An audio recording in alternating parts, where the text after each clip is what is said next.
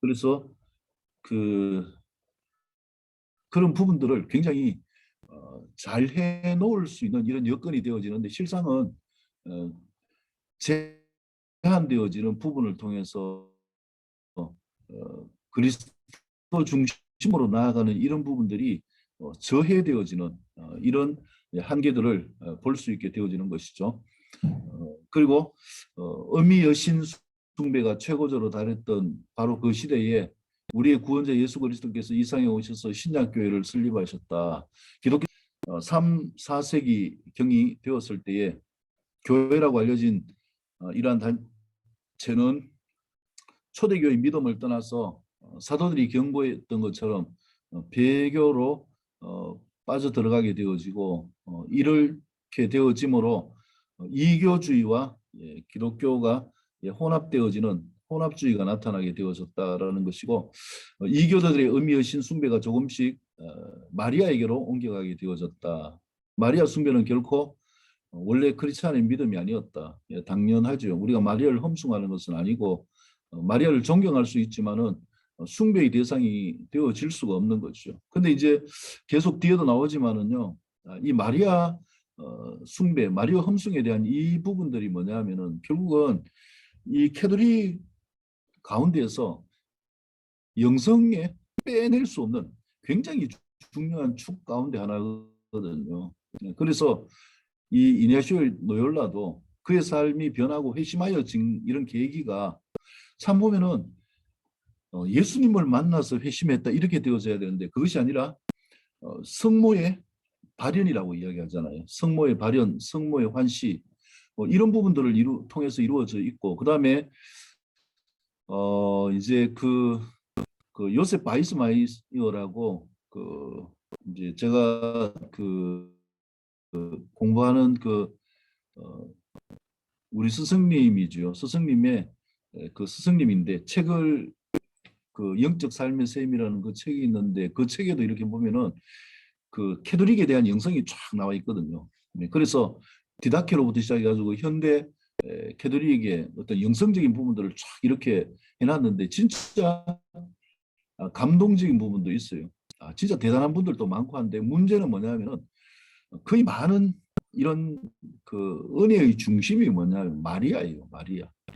그래서 마리아의 어떤 발현 뭐 이런 걸 통해 가지고 신앙을 가름하게 되어지는 이런 부분들을 볼 수가 있는데 마리아는 존경할 수 있지만 캐톨릭에서는 지금 사위로 이렇게 마리아를 숭배의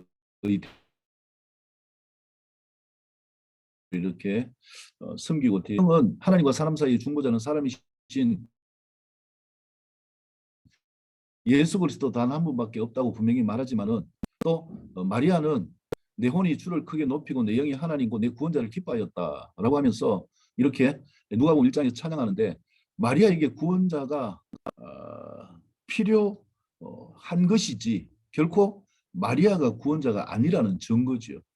그런데 이것이 캐톨릭에 의해서 신격화되어진 이러한 부분들을 볼 수 있는 것이고 많은 사람들은 성인이라는 단어가 거룩함의 측면에서 어떤 특별한 위치에 도달할 자 혹은 다른 사람들과 달리 독특하게 그리스도를 따르는 자를 언급한 것으로 생각한다. 그러나 성경에 의하면 진실한 그리스도인은 다 성인이다.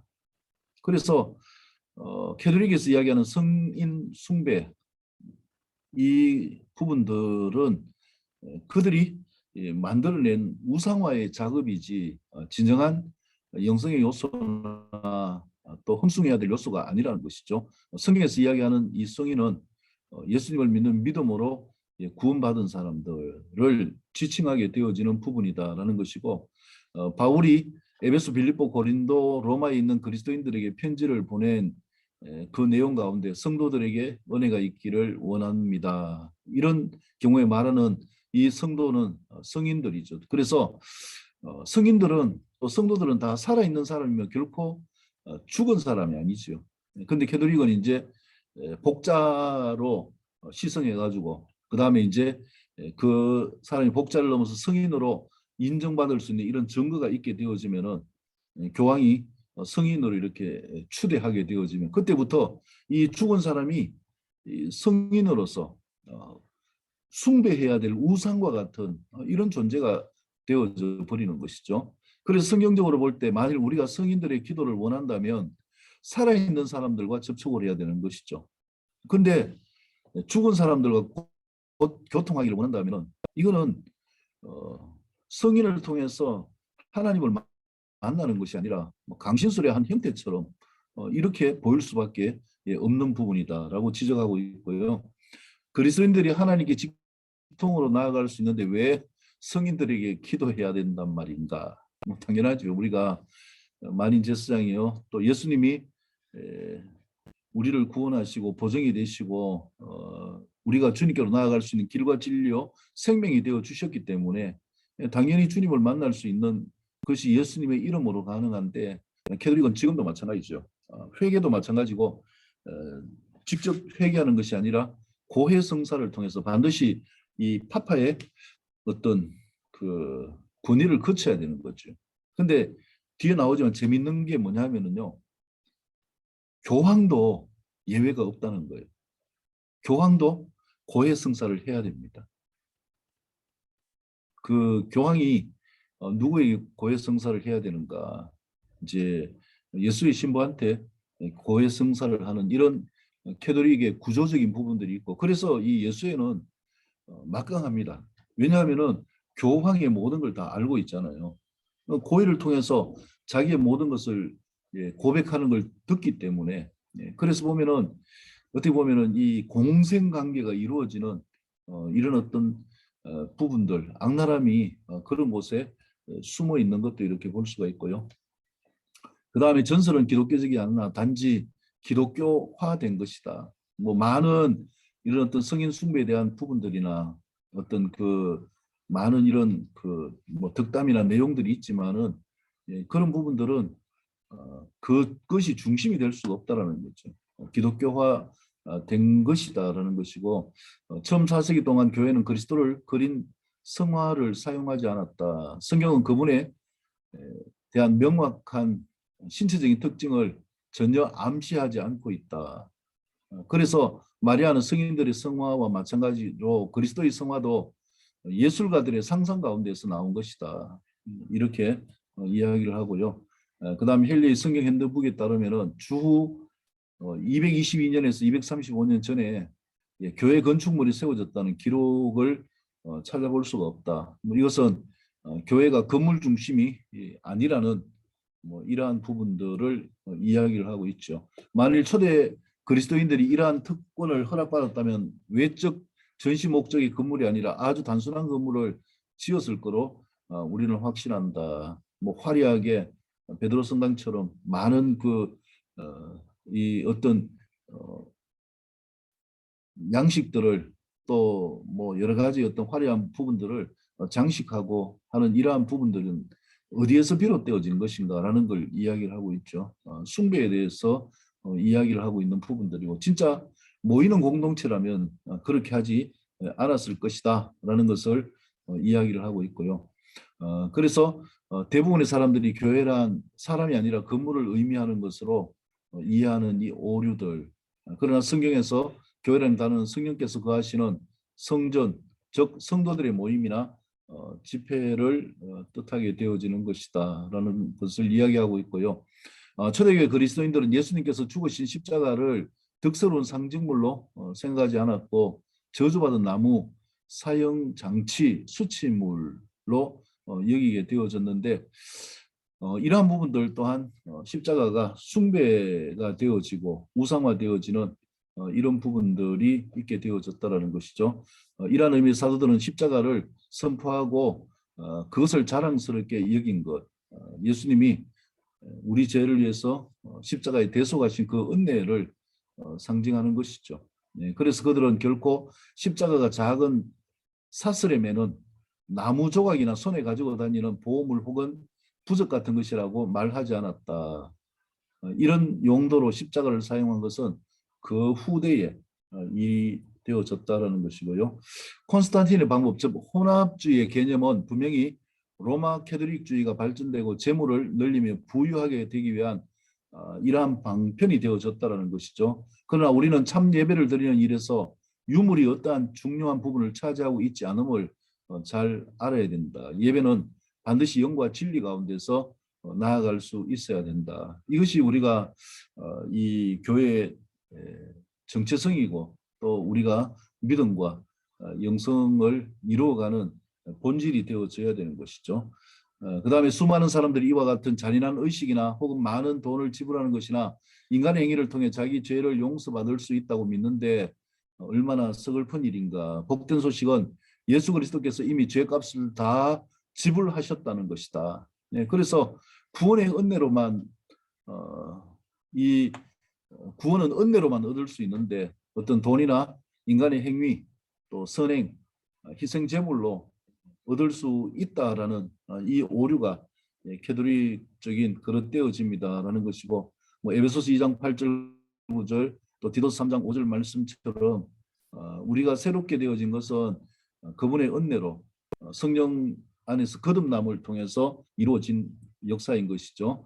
우리가 성경에 나타난 베드로를 주의 깊게 살펴본다면 그가 교황이 아니어서 이 명백하게 드러난다. 뭐 캐톨릭에서 이야기하는 것처럼 일대 교황이 베드로다라는 것을 이렇게 아니다라고 이렇게 이야기하는 부분이 있죠. 베드로는 결혼을 했고 결혼을 했다는 것은 교황이 결혼할 수 없다는 캐톨릭주의의 입장과 배치되어지는 것이고 베드로는 사람들로 하여금 자기에게 무릎을 꿇고 절하지 않게 했고요. 그 다음에 전통을 하나님의 말씀에 버금가는 수준으로 높이지 않았고 베드로는 조상들로부터 말미암는 전통을 믿지 않았다. 베드로전서 1장 18절에서 말씀하는 것처럼 철저히 말씀 중심으로 나아가는 이러한 부분들이었고 또 베드로는 왕관을 쓰지 않았기 때문에 그들이 이야기하는 것처럼 교황이 아니다라는 것을 이야기할 수 있고요. 그 다음에 교황들의 타락상 이런 부분들이 보면은 진정한 영성이 아니라 혼합주의로 나아갈 수밖에 없는 부분들을 이야기를 하고 있는데 그 가운데 몇몇은 행위가 너무 악하고 추잡하여서 심지어 신앙심이 없는 사람들조차도 그들을 수치스러운 존재로 여겼다. 그들이 저지른 죄는 간음, 동성연애, 성직매매, 강간, 살인, 술취함 등 거룩한 아버지 또는 그리스도의 대리자 혹은 주교 중에 주교라고 주장하는 교황들이 이런 죄를 지었다는 사실을 알게 된다면 엄청난 충격을 받을 사람도 있을 것이다. 이렇게 이야기할 만큼 이 교황의 무호성은 엉터리라는 것이죠. 엉터리를 넘어서 어떤 뭐 도덕적으로나 또 윤리적으로 또 보통 사람들의 수준이 되어져야 되는데 실제적으로 보면 교황들이 이런 내용처럼 자기들의 권위를 가지고 엄청나게 많은 악한 이런 행위를 저지르게 되어지는 뭐 이런 부분들이 바로 교주가 되어져서 어떤 혼합주의 왕으로 군림하게 되어지는 사단의 도구로 사용되어지는 뭐 안타까운 부분들을 볼 수 있는 것이고요. 자, 이란 때 마틴 루터는 로마 가톨릭교의 젊은 사제로 있으면서 로마를 여행하였다. 그는 7 언덕으로 된 도시를 처음으로 보았을 때 땅에 엎드려서 거룩한 로마여 내가 그대에게 무난하노라. 그러나 그는 거기에서 많은 시간을 보내지 않았는데 그 이유는 무엇이냐면 로마가 거룩한 도시가 아님을 금방 알았기 때문이다. 이렇게 이야기합니다. 그런 것처럼 이 어떤 믿음과 직제의 허구성이 어떤 것인가라는 것을 알았기 때문에 지난 시간 말씀드린 것처럼 루터가 결국 말씀으로 돌아가자라고 외칠 수밖에 없고 이 95개의 경문을 붙일 수밖에 없고 종교개혁을 일으킬 수밖에 없다라는 거죠. 그만큼 시대가 타락되어져 있었다라는 부분들을 볼 수 있는 것이고 참 이러한 부분들이 오늘날 우리 삶 가운데서도 이렇게 많이 경험되어지면서 진짜 우리가 그리스도 중심으로 살아가는 이 삶을 회복하고 나아가는 이러한 부분들이 필요한 때이고 이러한 것들을 키치를 해가지고 또 일어설 수 있는 이러한 청년들이 또 필요한 것이죠. 네, 그래서 믿음은 하나님의 말씀을 따라서 나가는 것이지만은 근데 그 부분들이 보면은 초대교회에서도 역동성이 있잖아요. 성령을 통하여서 역동적으로 복음이 퍼쳐지게 되어지고 또 디아스포라 되어진 이후에 또 안디옥 교회를 통하여서 역동적으로 전 세계에 퍼쳐지게 되어진 것. 그 가운데서 바울이 예수님을 만나고 난 다음에 또 복음의 사도로서 역할을 감당하면서 로마에게까지 가가지고 복음을 전하게 되어지는 이러한 역할처럼 우리가 그리스도 중심으로 살아가는 이 삶이 필요한데 그러기 위해서는 참 시대를 우리가 잘 분별해야 될 것이고 진짜 영성이 뭘까? 진짜 그리스도 중심으로 살아가는 삶이 어떤 것일까? 이런 부분에 대한 고민을 참 많이 해봐야 될 것 같다라는 생각을 하고요.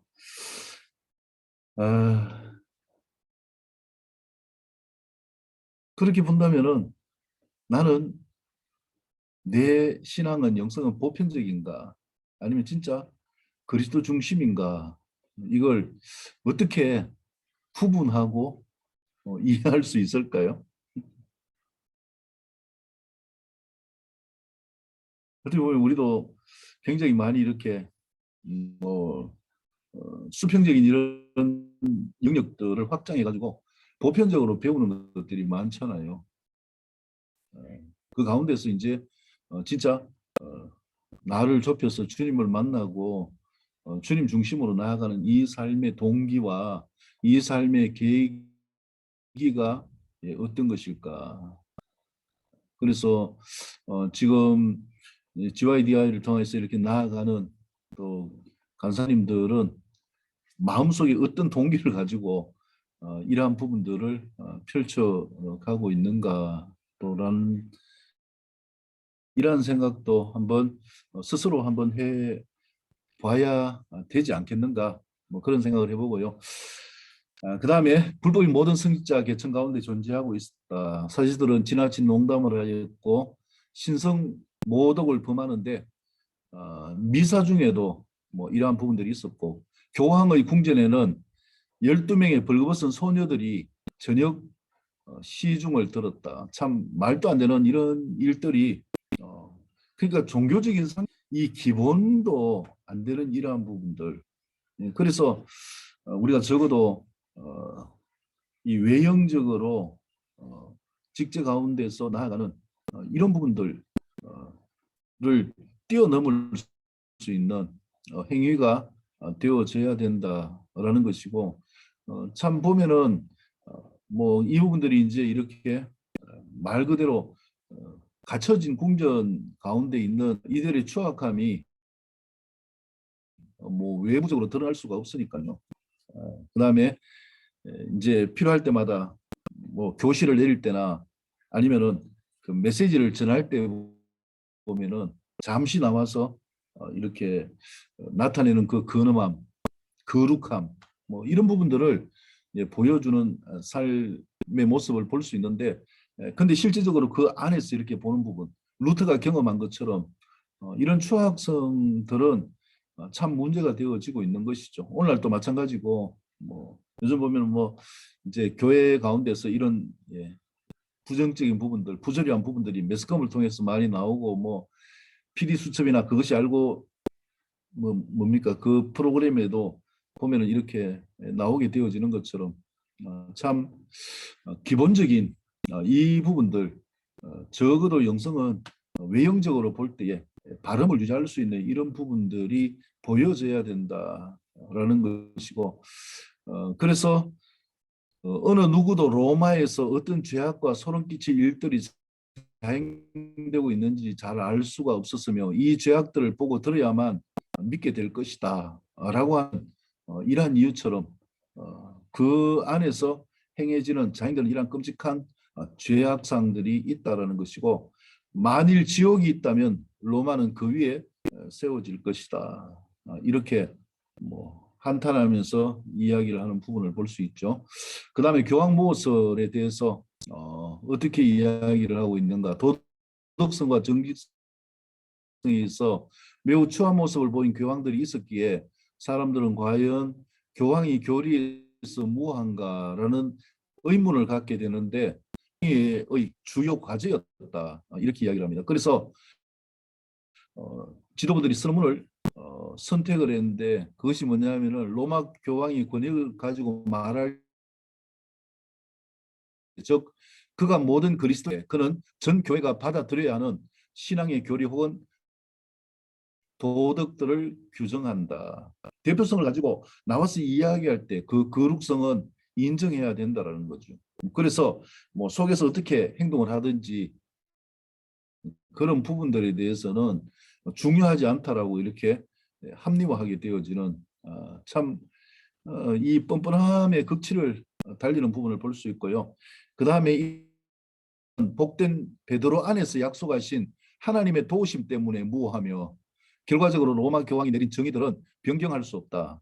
결국 교황의 외형적인 모습이 흠이 있고 추태를 부린다고 할지라도 도덕적으로 결함이 있다고 할지라도 이 진리를 선포하게 되어질 때 복된 베드로 안에서 약속하신 하나님 도우심 가운데 있기 때문에 무호할 수밖에 없다.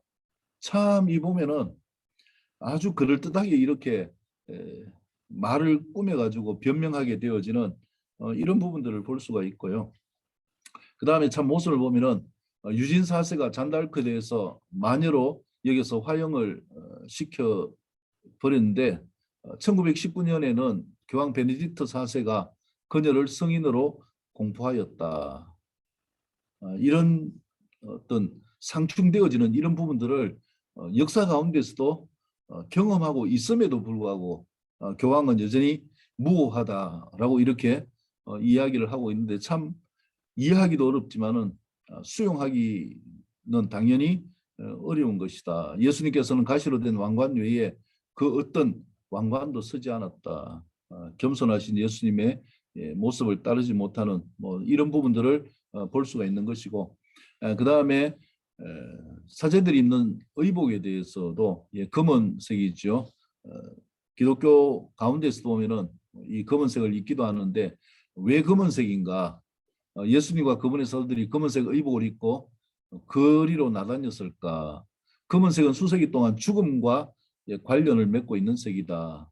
영구차도 검은색으로 도색하고 장례식에서 우는 사람도 검은색 옷을 입는데 만일 어떤 사람이 그리스도의 죽음을 기념하기 위해 검은색 옷을 입어야 한다고 말한다면 우리는 그리스도 예수께서 더 이상 죽음 가운데 있지 않고 부활하셨음을 지적해야 하지 않겠는가라고 하면서 이 검은 이 성직 복에 대해서 이야기를 하는 부분이고요. 이것은 내 몸이니라 이것은 내 피니라 라고 하는 이 성찬식에 대해서도 이야기하죠. 그래서 캐톨릭에서 주장하는 화채설에 대한 모순을 이야기를 하고 있습니다. 여기에 빵과 포도즙은 그분의 몸과 피를 상징하는 단어들이다. 이것을 상징적으로 취한다고 해서 신자들의 모임 안에 계시는 그분의 실제가 약화되지 않는다. 그래서 예수님은 두 사람이 거하시는 곳에는 어디든지 있다, 거하신다라고 말씀을 하셨고 축복하신 이러한 가운데서 적극적으로 문자적으로 그곳에서 화치되어지는 이러한 역사들은 없었다라는 것을 이야기를 하면서 이 화채설에 대한 그릇됨을 이야기를 하고 있는 것이죠. 그래서 이런 화채설 사상은 많은 문제를 일으키게 되어지는데 터툴리아는 우리에게 사제들이 빵 부스러기가 떨어지지 않도록 매우 세심한 주의를 기울였다고 말하는데 그 이유는 예수님의 몸이 상하게 되기 때문이다. 그들은 심지어 빵 부스러기에도 그리스도의 전체가 포함되어져 있다고 믿었기 때문이다. 그래서 중세 암흑 시대에는 어떤 사람이 빵을 받은 후에 토하거나 또는 이 빵을 우연히 개나 쥐가 먹는다면 어떻게 해야 할 것인가에 대해 큰 논쟁이 벌어지기도 했다라는 것이고요. 실제적으로 뭐그 미사에 참여를 해가지고 뭐 이런 부분들을 보고 또 받아보기도 했지만은요. 근데 이제 그 빵은 이렇게 이제 성도들에게 나누지만은 포도주는 나누지 않잖아요. 않는데 그 신부님이 이제 그 이야기를 하는 걸 직접 들었는데 이 부제 때에 그 이게 굉장히 성찬이 중요한 성사잖아요. 그래가지고 이 성사를 하는 데 있어 가지고 잘못 실수를 해가지고 포도주를 이렇게 이제 바닥에 쏟은 거예요. 근데 어떻게 하라고 했냐면은 이 포도주를 다 혀로 핥아 먹으라고 했대요. 왜냐하면은 그게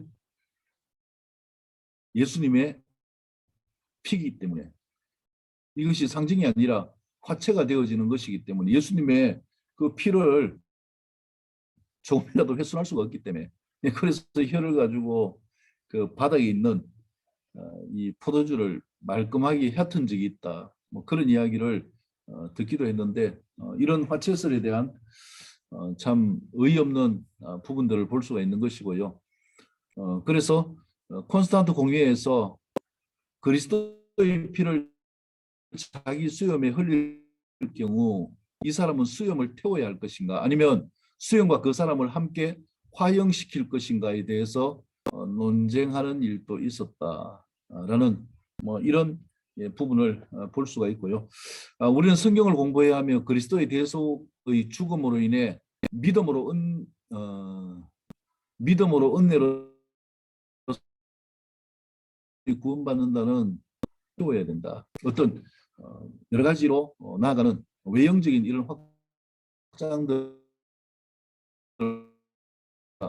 제일 중요한 것은 말씀 가운데 제일 중요한 것이 무엇인가? 말씀이 중심이 되어져서 철저히 이 복음을 가르치는 이러한 삶이 되어져야 된다는 것이고, 교회가 외형적으로 많이 확장되어지고 다양한 역할을 한다고 할지라도 그 중심은 항상 말씀과 성령 가운데서 이루어 가야 된다는 것이죠. 근데 오늘날 보면 이제 뭐 교회 가운데서도 이런 여러 가지 맡은 역할들 가운데서 뭐 다양한 사역들을 하지만은 이러한 부분들이 결코 말씀을 대체할 수가 없고 대체해서도 안 된다. 그래서 영성은 말씀 안에서 성령 안에서 이루어져가는 이러한 부분이다라는 것을 늘 상기해야 될 것이고요. 카톨릭 영성의 치명적인 두 아류를 볼 수가 있는데, 첫 번째는 이방신들이 집대성을 통한 혼합주의 영성이고, 이것을 통하여서 뭐 교황권을 강화했다라는 것이고, 잘 아는 것처럼 니무롯과 바벨탑에 대한 이야기. 그래서 이 창세기 10장 8절 9절에 나오는 것처럼 이 바리스타 니무롯의 이야기가 나오고, 그 다음에 니무롯이 세웠던 이 바벨탑, 이것이 반역의 기치이고, 그래서 바벨탑은 무너지게 되어졌지만은 바벨의 종교는 전 세계로 흩어져서 이방 종교 가운데서 깊이 뿌리가 내리는 이런 계기가 되어졌고, 이러한 그릇됨이 또 신앙 안으로 들어오게 되어졌다라는 것이고, 그 안에 세미라미스가 음란 아들 담무스를 낳아가지고 리모레스의 후계자로 세우면서 초인간적으로 잉태된 구원자라고 이렇게 주장을 하게 되어지고, 그래서 사람들이 이 담무스뿐만 아니라 세미라미스까지 그 숭배하게 되어지는 이 모자 숭배 사상에 대한 부분들을 이야기를 하고 있는 것이죠. 그래서 바벨론의 유물 가운데 보면은 이 여신 세미라미스가 담무스를 안고 있는 뭐 이런 부분들을 많이 볼 수 있죠. 근데 이러한 부분들이 참 이 성모 숭배 사상과 많이 닮아 있는 부분들. 그래서 이 마리아 흠숭은 결국은 혼합주의에서 이렇게 이교 가운데서 도입되어진 뭐 이런 부분들이다라는 것을 이야기를 할 수 있고요. 그 다음에 하늘의 여왕, 또 아스타롯, 우리가 성경을 통해서 많이 아는 것처럼, 또 에베소에서 섬겼던 아데미, 뭐 이런 부분들을 통해서 이 여신 숭배의 사상을 성경에서도 볼 수가 있고요. 그 다음에 마리아 숭배에 대한 교리는 431년 에베소 종교회의에서 채택되어졌다라는 것이죠. 뭐 가보신 분들은 알겠지만 이 에베소에 가면은 거기에 아데미 신상과 또 그런 어떤 종교적인 부분들을 이렇게 볼 수 있게 되어지는데, 마리아 숭배에 대한 이러한 그릇된 교리가 채택되어진 것, 이것이 뭐냐면은 마리아 험숭으로 나아가게 되어지는 부분들이고, 이 이방신에서 이야기하는 모자신을 이렇게 숭배하게 되어지는 부분들이고, 뭐 그다음에 이제 캐톨릭 교회에서 이 보면은 거의 이 성상들 가운데서 보면은 이 마리아가 이 예수님을 안고 있는 이 모자 숭배의 이 상들이나 그림들이 빠지지 않죠.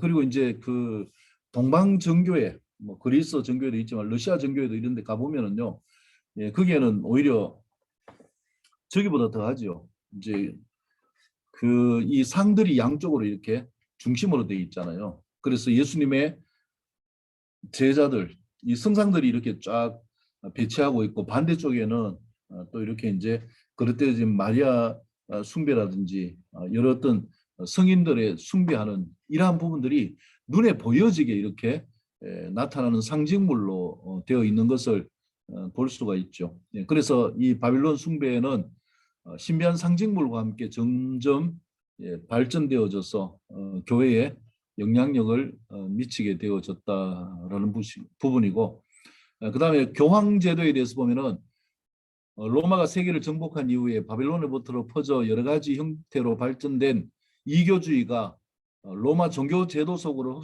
흡수하게 되어졌는데, 그 가운데서 최고 교황이라는 사상이 포함되어졌다. 율리어스 시저가 공식적으로 신비 종교의 최고 사제로 인정되어졌고, 이것이 기원전 63년이었죠. 그리고 아우구스투스 시저도 바로 이 폰트막스 최고의 사제라는 이런 칭호가 나타나는 것이 또 이렇게 동전에 새겨져 있는 것도 볼 수가 있고요. 로마 황제들은 AD 376년까지 이 직무를 수해 왔죠. 그러다가 이제 378년 로마 감독 다마수스 1세가 최고의 사제로 선임되어지면서 이것이 전통으로 내려오게 되어졌고요. 그러나 그라티안 황제는 이러한 칭호가 우상 숭배 사상이 되어진다는 것은 하나님을 모독하는 것임을 알았기 때문에 최고의 사제가 되기를 거부하는 이러한 부분들, 참 이렇게 바른 믿음을 가지고 나아가는 이런 왕들이나 또 이 정책이 유지되어졌으면은 교황과 같은 이런 제도가 아니라 그때 종교가 개혁되어져서 뭐 바른 신앙이 이렇게 또 중세까지 유지되어질 수도 있지 않았는가, 뭐 이렇게 생각도 해보지만은 뭐 성경에 나타나는 것처럼 이런 어떤 이교나 우상이나 혼합주의는 시시각각으로 노리고 있기 때문에 그가 무엇인가, 그것이 바로 영성이라는 것이죠. 말씀 중심의 성령 중심의 삶이 되어지지 않았기 때문에 그러한 것들을 수용할 수밖에 없었고, 그 내가 러시아에 가가지고 러시아 정교에서요 예배를 드릴 때인데, 이분들은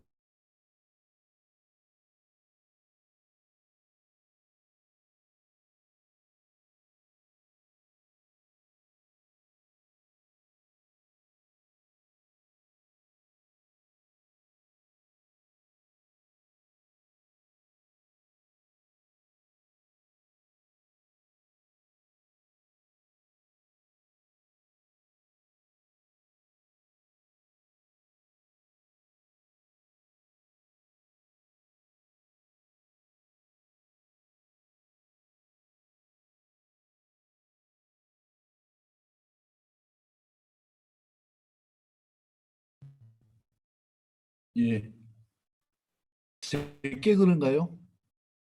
인터넷이 계속 진행해도 될까요? 이제 보입니다. 어, 네,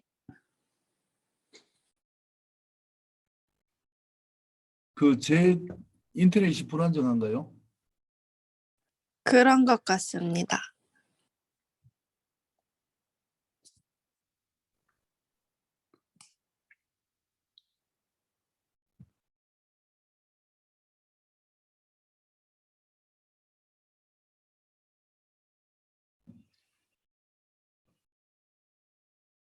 예.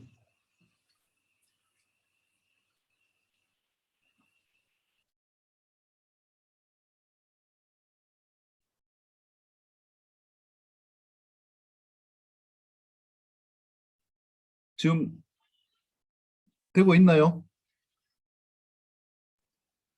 화면 공유해 주셔야. 아,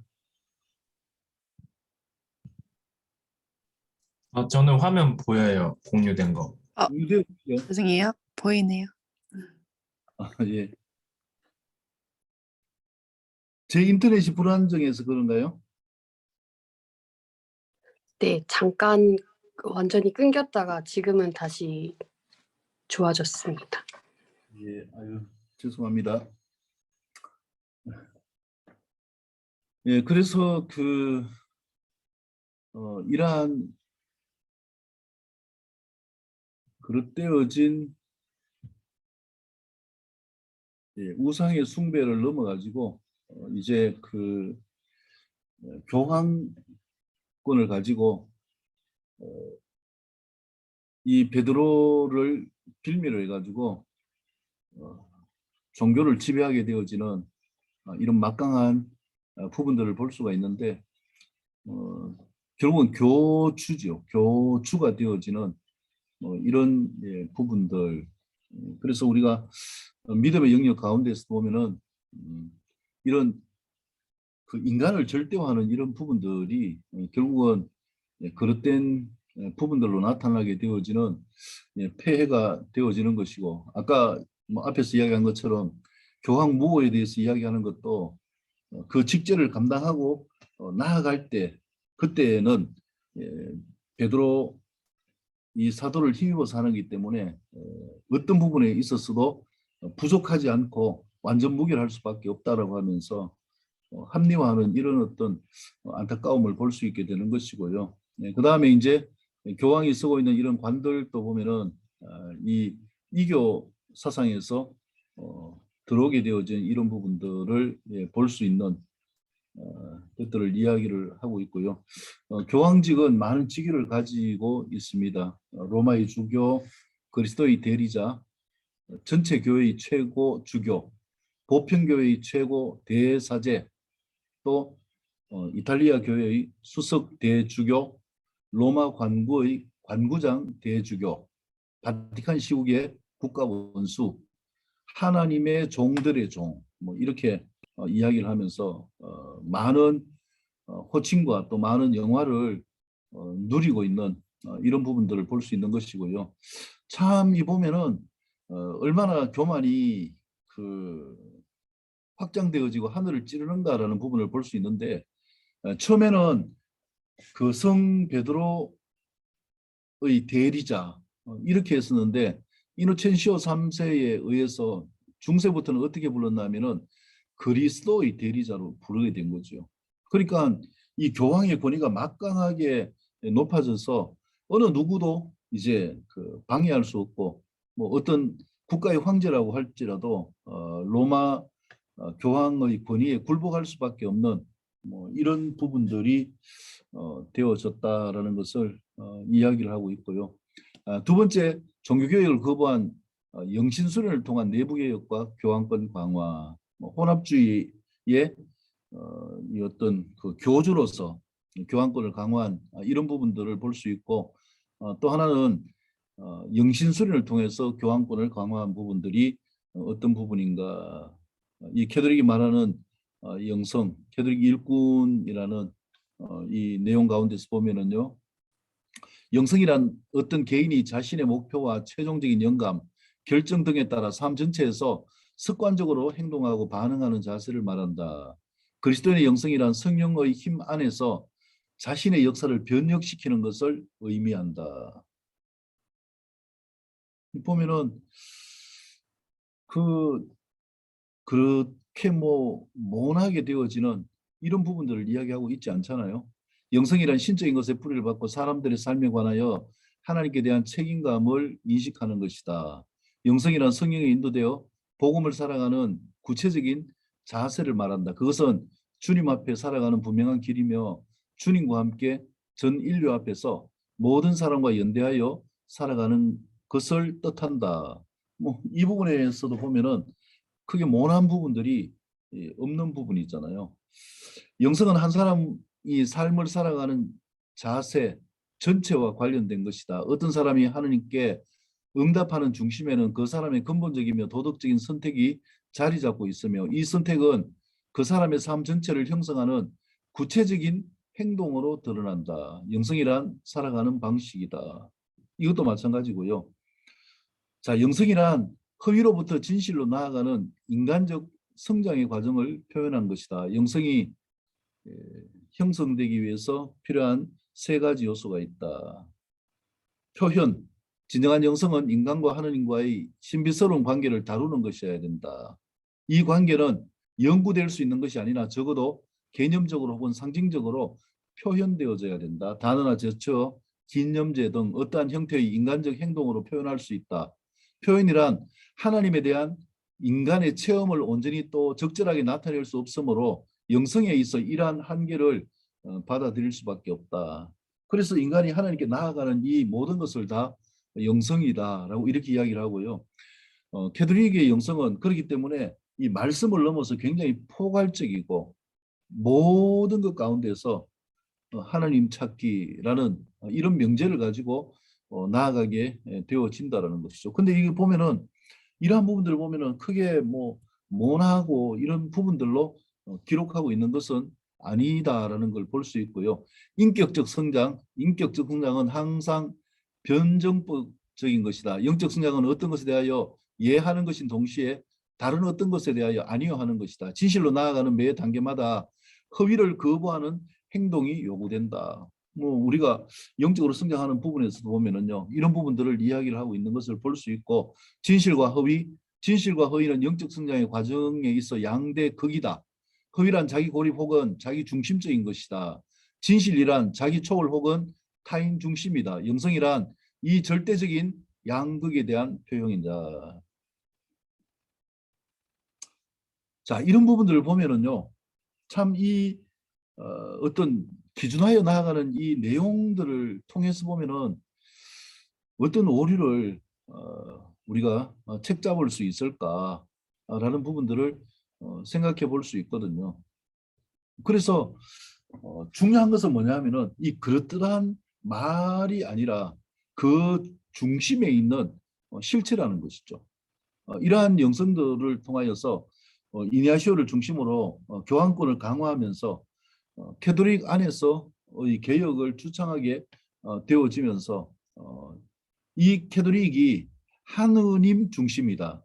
이제 본인들이 이야기하는 이런 식으로 그 합리화하고 나아가는 부분들을 볼 수 있는 것이고, 그래서 하느님을 위하여서라는 것이 아니라 교황을 위하여서 이 말씀뿐만 아니라 영성, 삶의 여러 가지 것들을 다 이렇게 수용하고 또 그것을 가지고 합리화하고 집대성하는 이런 부분들을 볼 수 있는 것이고요. 그래서 이제 이 반종교개혁의 중심에 이냐시오가 있고, 그 다음에 내부 결속을 하기 위해서 예수회가 있게 되어지는 부분을 볼 수 있는데, 이 이냐시오 노yor라는 참 많은 이렇게 그 생애가 풍파가 있는 삶이었고, 기사로서 큰 성공을 꿈꾸는 자였거든요. 그래서 군인이었는데 왕에 대한 충성심을 가지고 목숨을 걸고 싸우는 자였습니다.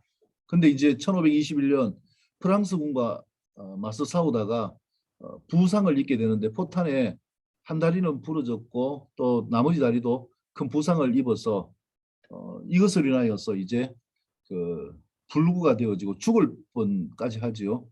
그래서 병자성사까지 받게 되어지는데, 이런 가운데서 주님의 자비를 힘입어 기적적으로 목숨을 건지게 되어지는 회복의 여정을 경험하게 되어집니다.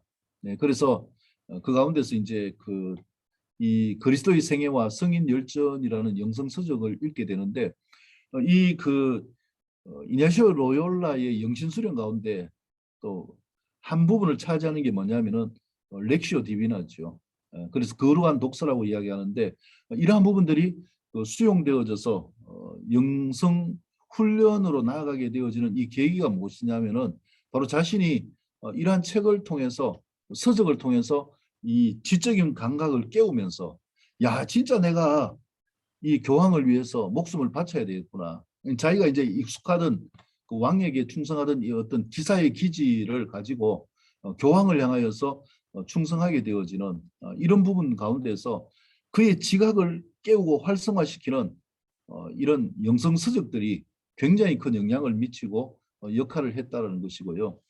그래서 처음에는 무료함을 달래기 위해서 읽기 시작했는데 천천히 주님께로 그를 안내했다. 세상의 덧없음과 허무함을 알아갔는데 보다 가치 있는 일, 보다 의미 있는 일, 보다 영양가 있는 인생을 꿈꾸게 되었고요. 마침내 그는 세속적인 성공을 위해서 쏟아부었던 에너지를 예수 그리스도께로 향하게 되었다. 왕의 충직한 기사를 꿈꾸었던 그는 이제 하느님의 충성스러운 군사로 거듭나게 된 것이다. 자, 이 이야기는 우리의 시각이 아니죠. 캐톨릭적인 시각으로 이 이냐시오를 성인으로 이렇게 이야기하면서 쓴 내용의 글이죠. 투병 중이던 이냐시오가 우연히 손에 쥔 영성서적에 자기도 모르게 심취해 어느 날 아기 예수를 품에 안고 계신 성모님의 환시를 목격하게 된다. 이 환시를 통해 그는 크나큰 마음의 위안을 얻었다. 이 캐톨릭 가운데서 보면은요, 그 제가 아까도 말씀드렸지만은 요셉 바이어스마이어의 그 책에도 보면은 다 보면은 어떤 영적인 각성을 하게 되어지는 이런 계기가 사도 바울처럼 예수님을 만났다 이런 게 아니라 거의 많은 사람들이 성모 발현, 성모의 환시를 보고 위안을 얻었고 또 삶을 바꾸었다. 뭐 이렇게 이야기를 하는 부분들 이것만 보더라도 이 이방의 어떤 모자신 숭배가 얼마나 신격화되어지고 이것이 종교화 체계화되어져서 그들의 뇌리 속에 살아있는 이런 실제적인 신이 되어진 것이다라는 것을 볼 수 있게 되어지는 것이죠. 우리가 이 말씀 안에서 성령 안에서 주님을 지각하고 나아가는 것과는 크나큰 차이가 있는 이런 부분들을 볼 수 있는 것이죠. 그래서 지금까지 자신의 경솔했던 삶에 대한 혐오감에 몸을 떨었고 회개의 은총을 잊게 되어졌고 그의 삶을 마치는 날까지 다시는 죄에 빠져드는 것을 용납지 않았다. 어떻게 보면은 참 캐톨릭적인 입장에서 보면은 믿음이 있다라고 이렇게 이야기를 하고 있지만은 우리가 볼 때는 종교 개혁이 아니라 이 교황권을 강화하는데 앞장서게 되어지고 예수회를 통하여서 오히려 진짜 본질로 돌아가는 것을 방해한 악의 축이 되어진 이 사람이 누구냐면 바로 이냐시오 노열라였죠. 그래서 이냐시오는 본격적으로 성경을 읽기 시작했고 묵상을 거듭했다. 중요하다고 여긴 내용들은 모두 자신의 노트에 기록했다. 이런 부분들이 이제 그 렉시오 디비나 또 이렇게 노트에 기록하면서 나아가는 영신 수련에 많은 지침이 되어졌고요. 새 삶을 향한 각오라도 하는 더 경건한 마음으로 한자 한자 정성껏 적어 나갔는데 그 분량이 300여 페이지에 달했다. 특이한 것은 그가 적은 내용 중에 예수님에 관한 말씀은 빨간색 펜으로, 성모님에 관한 말씀은 파란색 펜으로 적었다. 보면은 예수 그리스도 중심이 아니라 그 당시 시대상의 보편적인 이러한 부분들, 성모 중심으로 나아가는 그릇된 믿음과 영성을 볼 수 있는 것이죠. 1522년 3월 몸을 추스른 이냐시오는 고통의 성모님 상본 카드 모양의 이렇게 상이지요. 과 성모소일과 기도서, 성모소일과 기도서, 아침 저녁 하는 기도 책입니다. 이것을 들고 노율라성을 떠나게 되어지면서 성지순례와 함께 새 출발하는 인생이 되어졌는데 이냐시오가 가장 먼저 들른 곳은 중요한 성지의 하나였던 몬세라트의 베네딕토 수도원 성모님 성전이었다. 계속 이 삶이 성모님 마리아 중심으로 나가는, 그래서 캐톨릭을 마리아 종교다라고 이렇게 개념하여서 이야기를 하는 이유도 바로 이러한 부분인 것이죠. 그래서 자신이 지니고 있던 화려한 갑옷과 기사의 상징인 칼을 성모상 앞에 봉헌하였고 이것을 통하여서 입신양면이 아니라 성모님의 기사로 다시 태어났다. 이 양성국 신부님이 이 그 이냐시오에 대한 내용을 이렇게 글로 적은 내용입니다. 네, 그래서 보면은 참 이 믿음은 뭐 우리가 요즘 보면은 그 우상을 숭배하고 또 이단 교주들을 뭐 이렇게 숭배하고 따라가는 거 보면 참 이해가 되어지지 않는 것 같지만은 이런 어떤 체계적인 이 교리들이 집대성되어지고 하면은 그 부분에 빠져들어갈 수밖에 없는 부분들이고, 그래서 영성 가운데서 가장 중요한 것이 뭔가, 그것은 바로 말씀이 이 중심이 되어져야 되고 성령 안에서 나아가는 이 삶을 배제하고는 영성이라고 이야기할 수가 없는 것이고요. 그 다음에 모든 것이 다 이렇게 말씀 안에서 답을 찾아가는 삶이 되어져야 된다라는 것을 볼 수 있는 것이고, 참 아이러니한 것이 그의 열심히 종교개혁을 꿈꾸던 마틴 루터와 반대가 되어졌고 교회 내 개혁을 외쳤지만 실상은 교황권을 강화하는 친위 부대장의 역할을 하게 되어졌고, 그가 창시한 예수회는 교황권 강화를 위한 특수 부대가 되어졌다. 뭐 어마무시한 이런 세력을 통해서 교황권을 반대하는 모든 세력들은 다 척결해 버리죠. 그래서 막강한 친위 부대장의 역할을 하게 되어졌고요.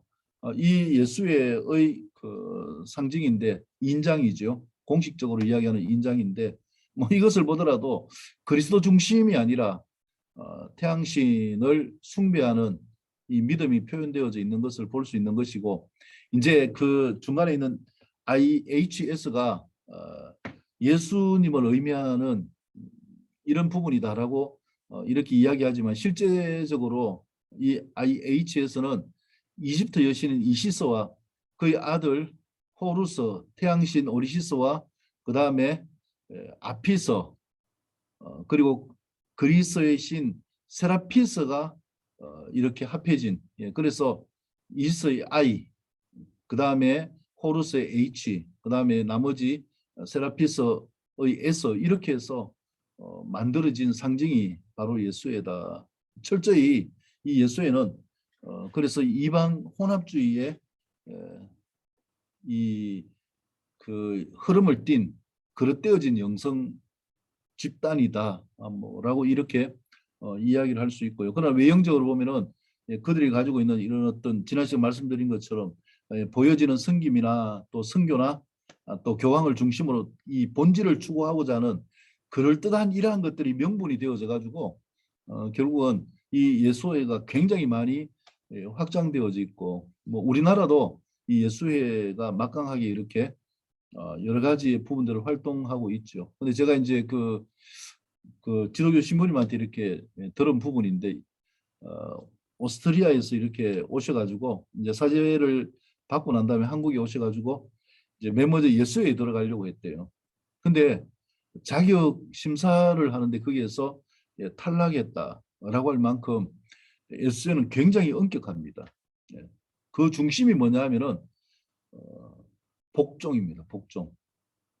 그래서 이 복종에 조금이라도 틈이 보이는 사람은 절대로 예수회에 가입을 시키지 않는 이런 부분들을 볼 수 있고요.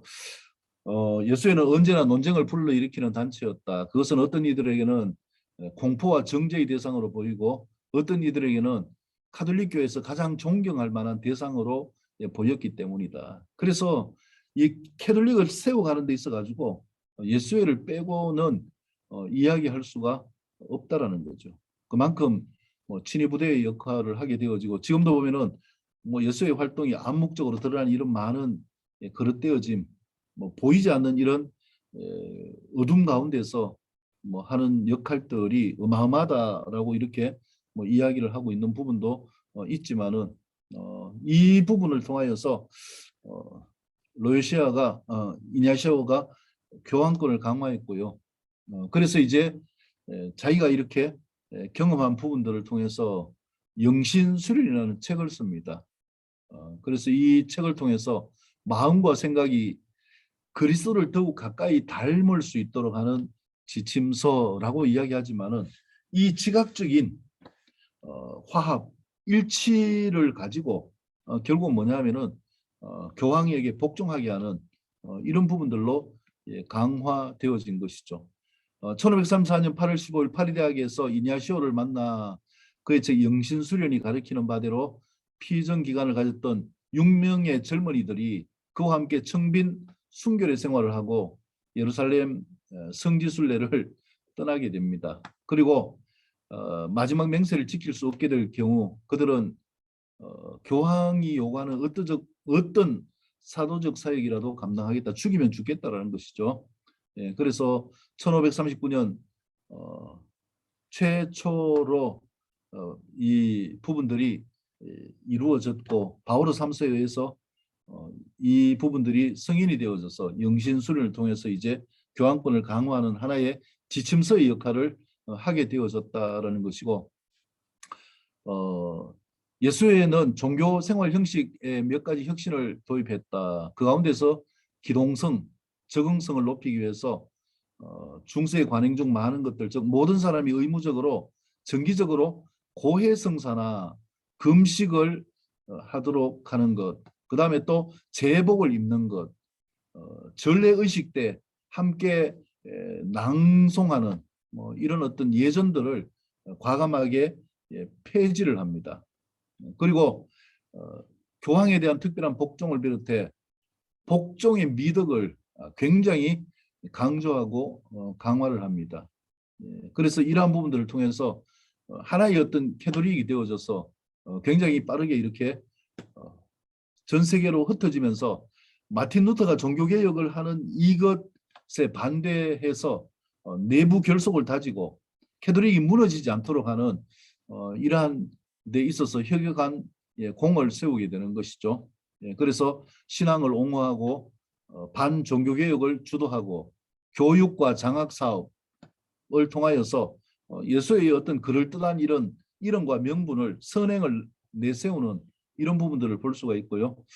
그 다음에 앞에서 말씀드린 것처럼 교황은 일주일에 한 번씩 꼭 교회 성사를 해야 되는데 교황이 교회 성사를 하는 이 담당 사제가 누구냐면 바로 예수의 사제예요. 그래서 일주일에 한 번씩 정해진 시간에 이 예수의 사제가 바티칸에 방문해 가지고 교황이 고백하는 모든 죄를 듣습니다. 그리고 그 죄를 사해 줍니다.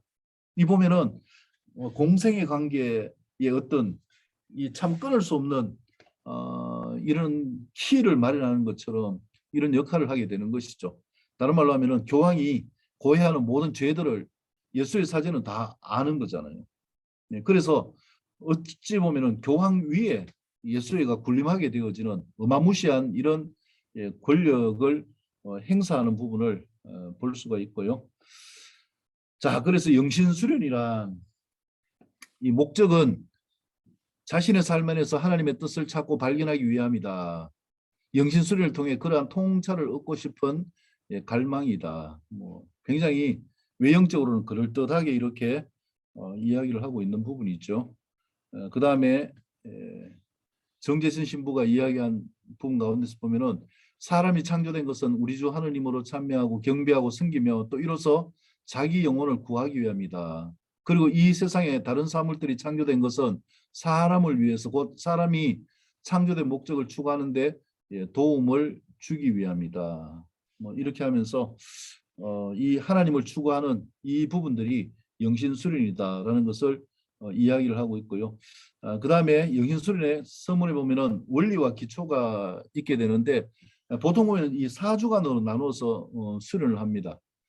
그래서 보통 영신수련이 한 텀으로 돌아가는데 30일 코스를 이렇게 많이 하거든요. 뭐 그리고 짧게 이제 하는 부분도 있습니다. 3일 코스. 혹시 들어보시는지 모르지만은 피정이라고 이렇게 해서 캐톨릭에서는 3일 동안 이렇게 영신수련을 하게 되어지고요.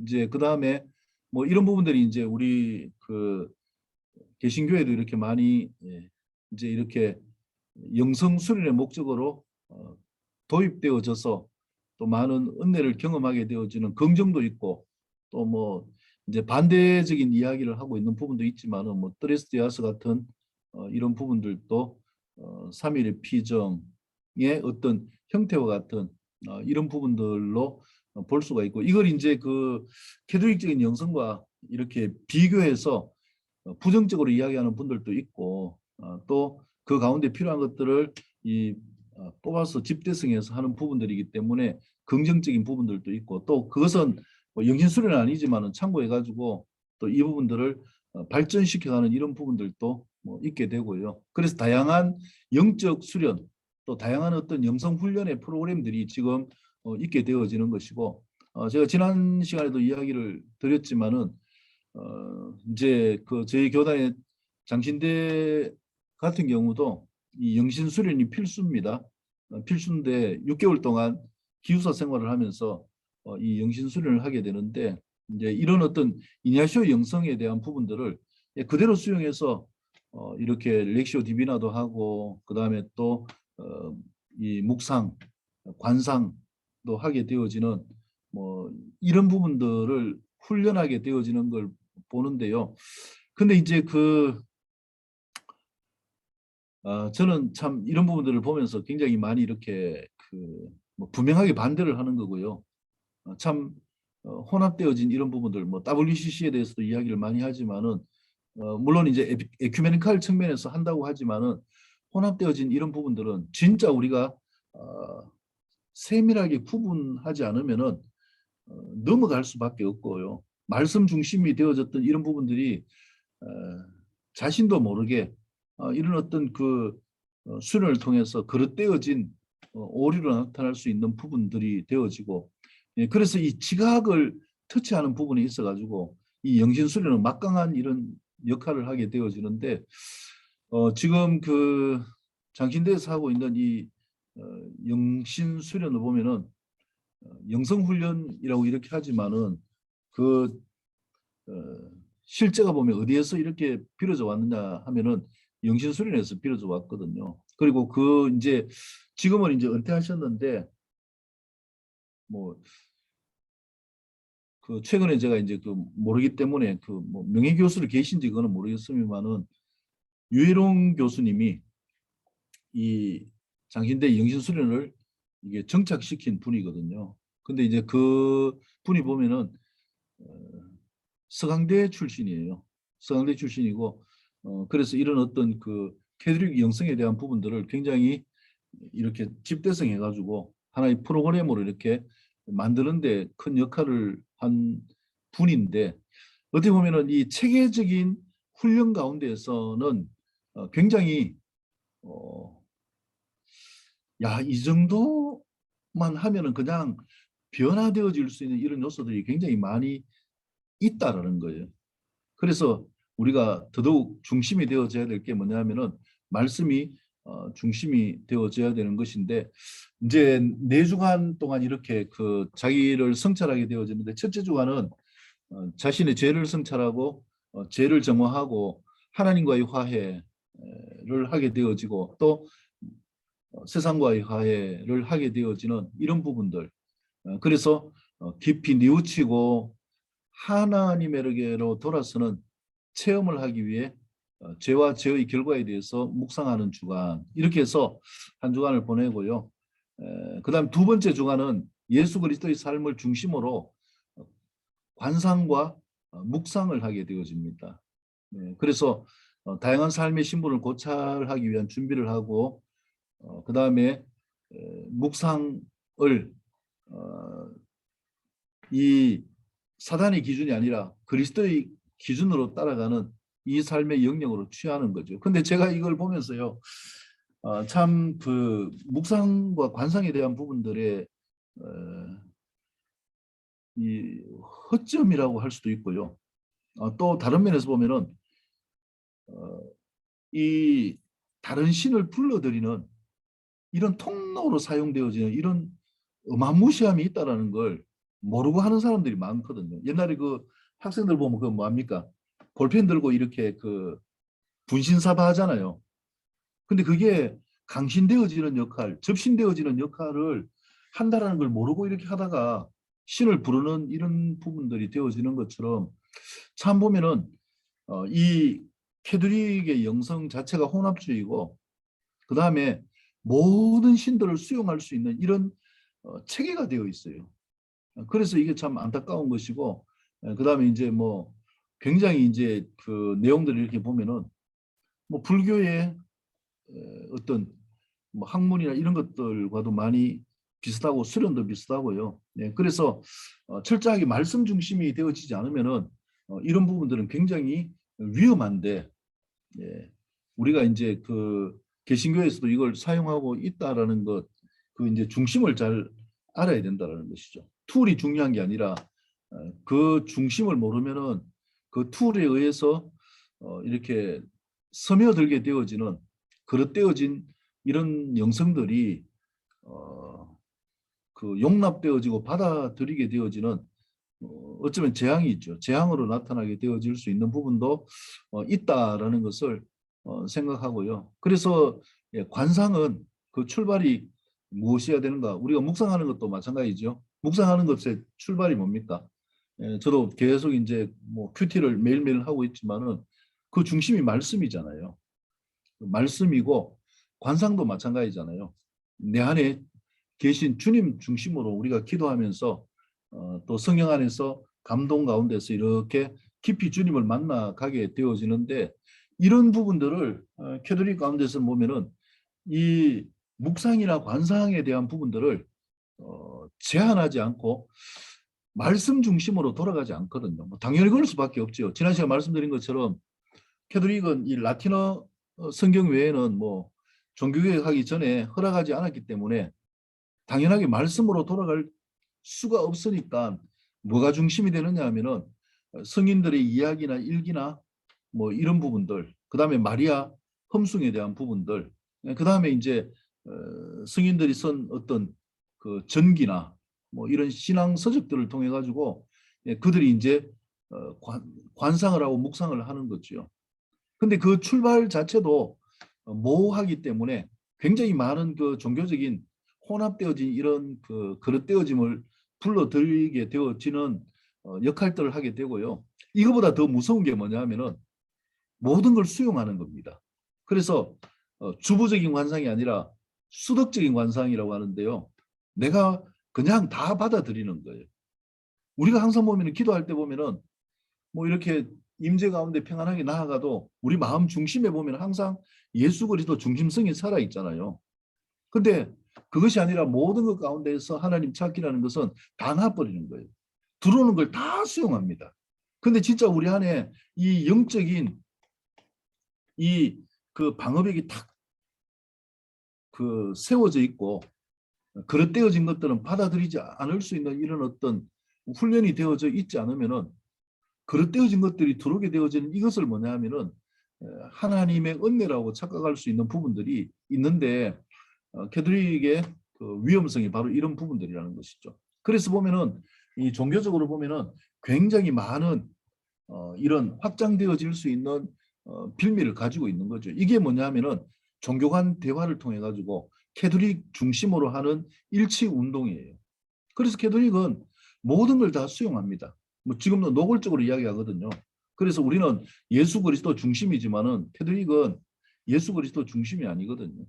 모든 것 가운데 구원이 있다라고 이렇게 이야기를 하게 되어집니다. 네, 그래서 이렇게 그 우리가 이 부분을 통해 가지고 진짜 예수 그리스도 중심으로 나아가는 이 삶이 명목이 아니라 내 삶의 실제가 되어지는 부분들이 되어져야 되고 그러기 위해서는 우리가 마태복음 16장 16절 말씀에서 말씀하는 것처럼 분명한 하나님의 교회여야 되는 것이죠. 우리의 신앙 고백을 통해서 교회여야 되고 이 교회된 증거가 뭔가? 내가 예수 그리스도의 교회다. 이 증거는요. 지금 여기에서 정면으로 배치되는 이 부분을 그 성경은 분명하게 말씀하고 있거든요. 예수님 말씀한 교회가 무엇입니까? 내가 내 교회를 세우리니 음부의 권세가 이기지 못하리라. 그래서 주님의 교회가 되어진다는 것은 음부의 권세가 침범할 수가 없어요.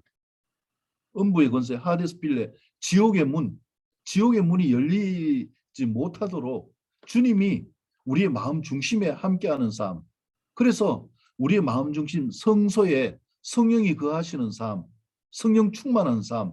이것이 뭐냐 하면은 우리가 묵상도 마찬가지고 관상도 마찬가지고 하나님을 찾아가는 모든 것 가운데 중심이 되어져야 되는데 이냐시오 노율라가 이야기한 것은 보면은 겉으로는 그럴듯한 것 같지만은 실제적으로 뭐냐 하면은 전혀 그렇지 않다라는 거죠. 모든 걸 다 받아들여 가지고 수용해 가지고 결국은 뭐 좀 말하기는 그렇지만은 우상의 구덩이가 되게 하고 잡신의 구덩이가 되게 하고 뭐 그걸 이제 뭐 아시잖아요. 그래서 그 뭐 로마에 가보고 그렇게 하시면은 또 뭐 그 베드로 성당을 통해서 그런 것도 경험하게 되어지겠지만은 이런 부분들이 명확하게 우리 안에서 주님을 가지고 출발하지 않으면은 굉장히 위험한데 많은 사람들이 외형적인 이 툴만 받아들여 가지고 자기도 모르게 위험에 빠뜨려져 가는 이런 부분들이 굉장히 많이 있고요. 그래서 이제 다음 시간에 드리겠지만은 그 성경으로 보는 서양 미술사 신규인 교수님이 이렇게 지은 책인데 그게 보면은 베드로 성당에 대한 그 내용들 뭐 거기 보면은 진짜 그리스도 중심이라는 이런 부분들이 뭐 없잖아요. 이제 이런 보여지는 것들을 통해 가지고 진짜 그릇되게 되어진 부분들이 드러나서 주도하게 되어지는 하나님을 대적하는 이런 부분들이 있게 되어지는 이 빌미가 어디에서 이루어지는가? 바로 영성이라는 것이죠. 그렇기 때문에 우리가 이 영성이라는 것은 굉장히 중요한 것이고 어떤 툴을 통해서 우리가 하나님을 만나가는 과정. 그래서 뭐 저는 제가 이렇게 경험해 본 바로는요. 이 영신수련 자체가 뭐 이제 그렇게 배경이 만들어져서 그릇되어진 부분들이지만은 외형적으로 보면 굉장히 많이 이제 그 뭐 모방해서 하는 부분들이 많고요. 뭐 또 해 아래 새 것이 없으니까 다 비슷하게 이렇게 꾸며지는데 중요한 것은 뭐냐 하면은 중심이라는 것이죠. 그래서 앞에서 말씀드린 것처럼 우리가 하나님 중심, 교회 중심이 되어져야 되고 말씀 중심이 되어져야 되지만은 진짜 나아가는 중심은 뭐냐 하면은 사모함이라야 된다는 거죠. 늘 주님을 사모하는 가운데 나에게 맡겨주신 일을 감당하고 나아가는 이 삶의 영역들이 필요한 것이고 그래서 영적 자유를 찾는 이분보다 더 중요한 것은 겸손하게 주님의 뜻과 일치시켜 나가는 우리의 삶이 필요하다라는 부분들이고 하여튼 뭐 이런 부분들이 그 드러나는 어떤 현상을 가지고 이야기해서는 안 된다는 것이죠. 현상 가운데서는 보면은 비슷한 것 같지만은 그 항상 헷갈리게 이렇게 되어 있기 때문에 현상을 가지고 우리가 볼 수 있는 것이 아니라 말씀으로 성령으로 그것을 분별할 수 있는 이 분별력이 있어야 된다라는 것이고 뭐 우리가 에덴 동산에서 보는 것처럼 사단이 하와를 유혹할 때도 뭐 결국은 말씀을 가지고 유혹했잖아요.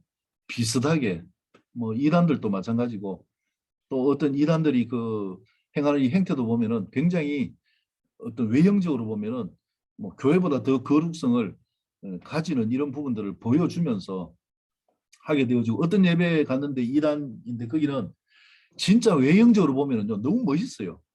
남자는 그 이 뭡니까 양복을 제복처럼 탁 입고 여자들도 흰 그 블라우스를 제복처럼 탁 입고 머리에 이제 이 수건을 두르고 뭐 이렇게 하는데 참 보면은 그런 어떤 외적인 부분에 매료돼 가지고 자기 이 돈을 다 갖다 바치고 막 이 돈 내면은요 이제 그 누가 이야기를 합니다. 막 이번에 누가 축복을 해 주셔 가지고 우리 어머니가 축복해 주셔 가지고 2천만 원을 헌금했습니다. 이러면 막 박수를 탁 치거든요. 네. 근데 또 이제 다른 사람이 있다가 또 뭐 1,500만 원 했습니다. 다다다 박수 치고. 그다음에 이제 뭐 한 100만 원 이렇게 하는 사람은 박수도 못 받잖아요. 적어도 그 정도는 내야 박수를 받는데 그 이상을 해야 되는데 그래가지고 100만 원을 헌금하면서요. 어떻게 하느냐 하면은 아주 부끄러운 듯이 아주 부족한 듯이 이렇게 하거든요. 근데 이런 어떤 굉장히 그 어떤 종교적인 툴이 잘 돼 있으니까 사람들이 막 돈을 갖다 바치는 거예요. 엄청나게 많은 건물도 사고요. 참 보면은 그런 어떤 그릇되어진 확장들과 같은 이런 부분들도 보면은 말씀을 이용하고 교리를 이용하고 종교를 이용하고 하는 이런 것들이 있기 때문에 우리가 진짜 영적 분별력은 중요한 것이고 그래서 영성은 주님 중심으로 말씀이 어떻게 이루어지는지를 분별할 수 있는 이런 안목을 가져야 된다는 것이고 이 안목을 가지기 위해서 제일 중요한 것은 경험되어지는 것보다 더 이 큰 교훈은 없는 것 같아요. 내가 경험해보고 그 다음에 내가 그 부분들 가운데서 진리가 뭔지를 이렇게 구분할 수 있는 이런 부분들이 있기 위해서 많은 습득되어지는 경험이 필요한 것이고요. 그래서 다음 달 이제 유럽 가시고 이렇게 하면서 많은 것을 보고 하면서 보여지는 것 가운데서 진리가 뭔지를 볼 수 있는 그런 안목도 생기게 되는 것이고요. 이제 그 옛날에 나 저자에서 만났잖아요. 나 저자에서 다 만났는데 저는 지금 이제 강저자를 하고 있거든요. 강제로 저자되기. 그래가지고 석 달 동안 책을 한 권 그 무조건 쓰는데 이제 두 팀을 나눴어요. 하나는 이제 그 자기가 이제 단독으로 책을 낼 사람들, 하나는 이제 공동 저자로 책을 낼 사람들 이렇게 해서 두 팀을 나눴는데 저는 이제 단독으로 내겠다고 해가지고 이제 책을 쓰고 있어요. 근데 그 김영철 장로님 이야기하시는 것처럼 그 컴퓨터 한글에 100페이지 정도 포인트 10으로 해가지고 100페이지 정도 되면은 뭐 책이 한 2, 300페이지 이렇게 나오기 때문에 한 권의 책이 된다고 이야기를 하셨잖아요. 그래가지고 책을 쓰고 있는데 어떻게 쓰느냐 하면은 강제로 저자가 되잖아요. 강제로 써요. 오늘 또 지금 이거 마침 11시 때가 내가 또 써야 되거든요. 써야 되는데 2시간 동안 제가 쓰는데 무조건 써요. 무조건. 근데 이제 딱 서는 시간에 이제 그 글쓰기 챌린지를 시작합니다. 이제 카톡에 딱 올리면은 그다음부터 이제 쓰는 거예요. 2시간 동안. 쓰고 난 다음에 바로 뭘 해야 되느냐 하면은 쓰는 걸 사진을 찍어 바로 올려야 돼요. 그러니까 요령을 피울 수 없으니까 11시부터 1시까지는 무조건 제가 쓰다 보니까 한 열흘 썼을 거예요. 지금 한 20페이지 정도 썼거든요. 그래가지고 이제 한 80페이지 남았는데 뭘 쓸까? 이제 그 생각을 많이 했죠. 많이 했는데 제가 책 제목이 뭐 바꿀 수도 있겠지만 지금은 숨입니다. 숨. 그 우리가 참 숨통을 튀고 살아야 되잖아요. 그래서 이 숨통을 막는 게 어떤 것인가? 그릇되어진 이 어떤 종교적인 부분들이나 삶의 부분들을 통해 가지고 주님과 함께 숨쉬지 못하게 하는 것, 르악 이렇게 호흡하지 못하게 하는 뭐 이런 부분들이 어떤 것인가? 이제 거기에 대한 것들을 이제 제 그 경험을 통해서 이렇게 적고 있는데 아무튼 우리가 믿음의 여정 가운데 시행착오는 있을 수 있잖아요. 뭐 회개하고 또 바로 설 수 있고 이런 과정들은 주님께서 십자가의 대속을 통해서 자유를 주셨는데 우리가 바른 분별을 위하여서 늘 말씀과 성령 안에서 나아가는 이 삶이 되어져야 되는데 쭉 이렇게 보는 것처럼 또 뭐 계속 이렇게 보겠지만은 이 캐톨릭 영성 또 이냐시오가 이야기한 영신 수련은 말은 그럴듯한데 진짜 보면은 자기들의 집단적인 이익을 위한 이러한 부분들임을 볼 수가 있고요. 그다음에 이제 셋째 주간은 그리스도의 순환과 죽음을 관상하는 주간이고 마지막 네 번째는 하나님의 사랑을 얻기 위한 관상. 그래서 이 부분을 보면은 모든 것에서 하나님을 찾는 은총을 얻는 것을 목표로 삼는다. 이게 아까 말씀드린 것처럼 참 위험하죠. 우리가 모든 것 가운데서 하나님을 찾는 게 아니라 어디에서 하나님을 찾아야 됩니까? 예수님 안에서 하나님을 찾아야 되고 말씀 안에서 하나님을 찾아야 되고 그게 중심이 되어져야 되는데 모든 것 가운데서라고 하는 이 부분들을 통하여서 모든 것을 다 수용하면서 그리스도 중심성을 훼손해버리는 이러한 부분들을 안타깝게 볼 수가 있는 것이죠. 그 정규환 신부가 쓴 19번 영신수련 입문 안에서 뭐 이런 내용도 보면은 내용이 진짜 잘 조직화되어 있어요. 이 툴은 진짜 잘 돼 있는 거. 제가 영신수련 이 책을 읽어보고 이제 옛날에 이 툴대로 이렇게 쭉 해봤는데 참 내용 자체는 되게 잘 돼 있다. 그래서 수련을 받기 위해서 마음을 준비하고 그 다음에 또 잘 받기 위해서 생활 태도를 갖추고 불편한 이런 마음들을 제거하고 그 다음에 또 잘 점검해야 되고 그 다음에 영유수련이 어떤 것인가 라는 것을 또 이렇게 숙지하는 과정이 있거든요. 하나님 뜻을 찾고 발견하는 훈련 이 부분들을 통해서 진짜 영신수련이 뭔가 이렇게 나가고 있지만 결국은 그것을 통하여서 기도를 통하여서 역동성을 가지고 교황권에 복종하게 되어지는 이런 부분인데 이러한 어떤 타이틀을 보면 테마를 보면 굉장히 이렇게 잘 목차가 되어져 있다라는 것을 볼 수 있는 것이고 영신수련을 하도록 초대한 이유가 뭔가 실제적으로 어떤 일이 있는가 체험해야 될 것 무엇인가 뭐 이제 훈련이기 때문에요. 제가 이제 이렇게 그 신부님들은 이 영신수련에 대해서 그렇게 이제 이야기를 안 하고 이제 그 수녀님들이 굉장히 이제 피정도 자주 가고 뭐 그렇게 하면서 이제 보통 우리도 그렇잖아요. 신앙이 남자들은 좀 뜨뜻미지근하고 여자들이 굉장히 갈급하고 뜨겁고 막 이 사모함이 많은 것처럼 근데 이제 그런 이야기를 이렇게 하는 걸 들으면은 굉장히 다양하고 많은 체험들이 있거든요. 그래서 그런 체험들에 대해서 이야기를 하는데 출처가 어디냐 이 부분들은 굉장히 중요한 부분들이고 그래서 그냥 하는 게 아니라는 거죠. 굉장히 짜임새 있게 이렇게 조직화되어진 가운데 체계적으로 수련하도록 이렇게 이끌어 가는 부분들이다. 여기에서 이제 중요한 역할을 하는 사람이 있는데 그게 뭐냐면은 피정 지도자예요. 영신 수련을 리드하는 사람들이거든요.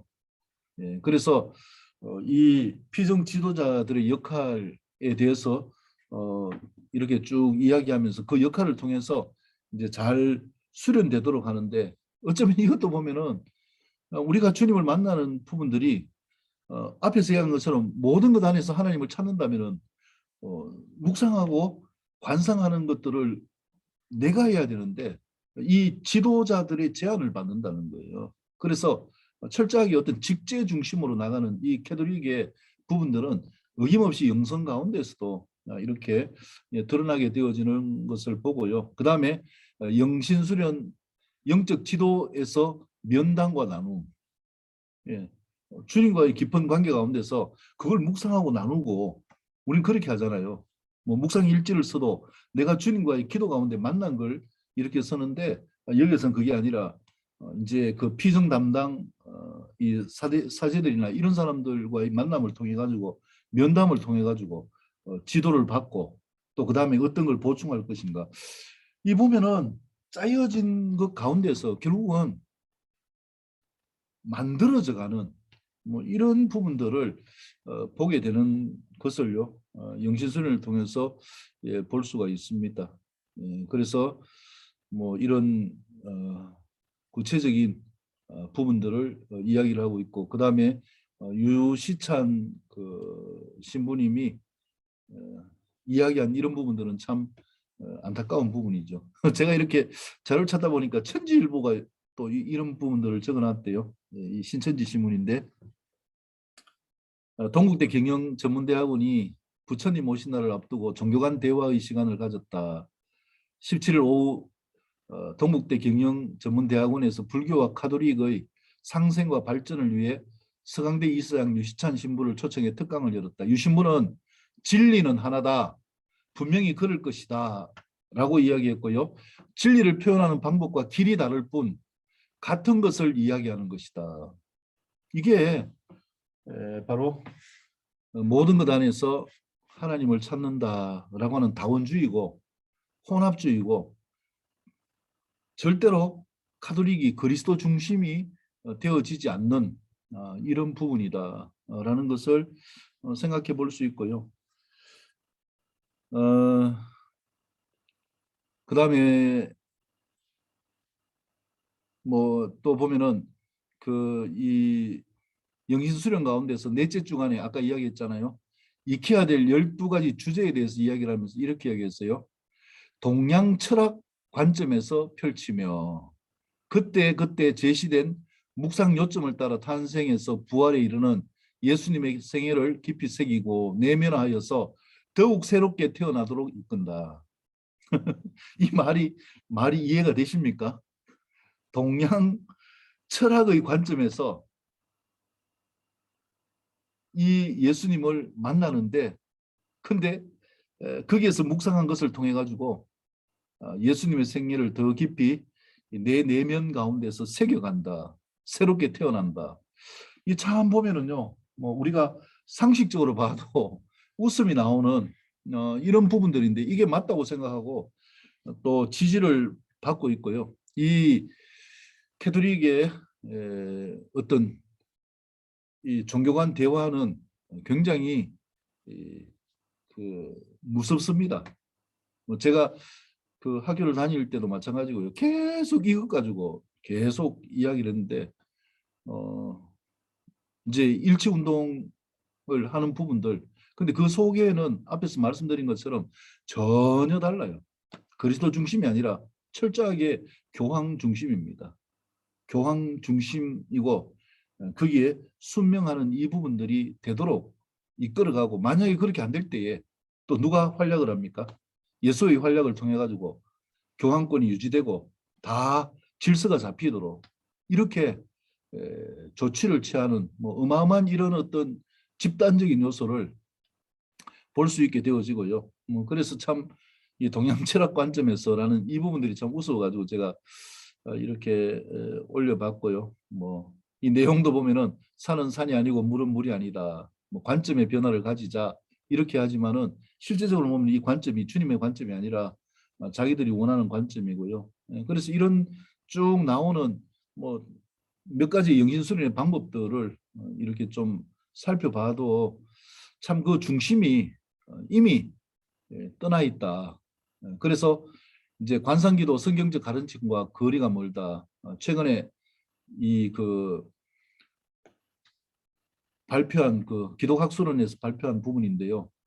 종교개혁적 전통에 충실한 것이 아니다. 관성기도가 그릇되어졌다라는 것을 신현수 교수님이 이야기한 부분들이고요. 관상기도는 세상적 가치에 바탕을 둔 한국교의 기복적 기도 형태에 대한 반작용으로 인한 기도의 모습으로 볼 수 있다. 관상기도는 사람의 세속적 필요를 채우거나 외형적이고 시끄러운 기도가 아닌 조용히 기도자의 내면에서 하나님을 바라보고 하나님과 신비적 합의를 강조하는 기도이다. 이렇게 이제 그 관상기도에 대한 정의를 이렇게 했는데, 이 가운데서 또 이야기하는 부분들을 보면은 관상기도는 오직 말씀의 종교개혁적 전통에 충실하지 않다. 이렇게 이야기하고 있고요. 전적으로 하나님 말씀을 통한 성령의 사역이 되어져야 된다.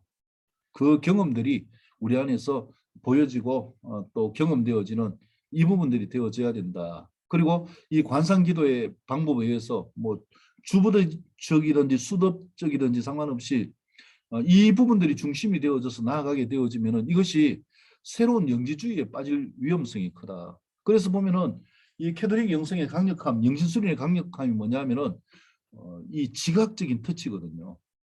근데 지각적으로 터치를 받아서 반응하는 이 이냐시오처럼 충성맹세를 하고 마리아에게 충성맹세하고 교황을 위해서 헌신하는 진짜 죽을 똥 살 똥 일하는 이런 역할들은 굉장히 무섭잖아요. 세습화되어지는 이 지각적 쇠뇌, 뭐 북한을 봐도 마찬가지고, 그래서 반드시 영성은 우리가 지각했다면 이게 어디로 내려와야 영성인가? 뭐 다 아시잖아요. 바로 가슴으로 내려와야 되는 거죠. 그래서 우리가 지각한 것이 우리 안에서 주님과 만나고 주님의 사랑과 만나는 이 인카운터 아니면 엔카운터 역사가 나타나는 이 경험들이 이루어져야 되는 것이고, 그 다음에 이것이 세상 가운데 행함으로 나타나는 이 삶이 되어져야 되고, 그 중심에는 항상 말씀과 성령이 중심이 되어지는 이 삶으로 나아가야 된다라는 것이고, 그 다음에 뭐 성경적 가르침에 어긋나는 부분이 관상기도다, 이런 부분들을 이야기를 했습니다. 그리고 또 많이 성경적인 가르침에서 벗어나 있다. 관상기도는 사물의 본질을 지나치게 강조함으로써 사물의 현상과 분리시키는 결과를 초래한다. 결국 영의 세계는 선하고 육의 세계는 악하다고 하는 영지주의의 사고의 혼합일 수 있다. 그래서 우리가요, 이 믿음의 영역 가운데서도 많은 것을 지식적으로 듣고 수용하고 깨닫는 것도 중요하지만은 이 깨달음이 어디로 내려와야 되는가? 가슴으로 내려와야 되는 거죠. 그렇기 때문에 말씀을 우리가 묵상하고 말씀을 배우고 하는 것도 중요하지만은 이것이 어디로 내려와야 되는가? 이 가슴에 자리 잡아서 주님과 함께 교감하는 일치, 이게 하나님을 찾는 방법이고 영성이잖아요. 그러기 위해서 영성 가운데서 중요한 것이 무엇인가? 관상기도가 아니라, 성경을 보면은 하나님이 우리에게 관상기도를 주신 게 아니잖아요. 마가의 다락방에서 성령이 임재하시고 난 다음에 우리에게 주신 것은 관상기도가 아니라 예, 방언기도, 통성기도처럼 하나님이 우리 안에서 함께 하시면서 그것을 우리가 선포하고 외칠 수 있는 이런 부분들이 중요한데, 오늘날 보면은 또 우리 교회도 봐도 그렇고 청년들 가운데서도 이런 부분들이, 이 지각적인 부분들은 굉장히 많이 이렇게 활발하게 수용하는데, 이 가슴이 열리지 않는 이런 부분들로 인해 가지고 알고 하는 이 부분들이 뭐냐면 실상 가운데서 뭐 혼란을 경험하기도 하고 문제 가운데서 번번이 좌절하는 이런 부분들을 보았거든요.